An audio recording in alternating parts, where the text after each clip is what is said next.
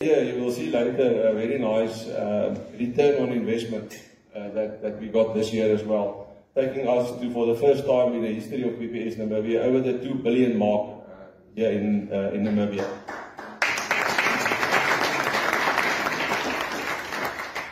Right. The membership from 2020 up to now, it is a nice graph showing the right trend, going in the right direction.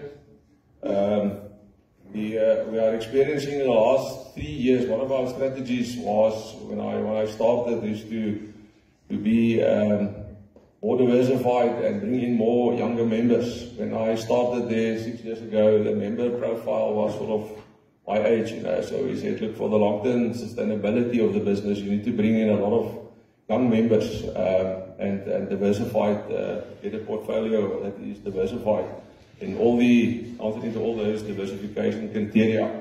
So that is a beautiful picture here as well.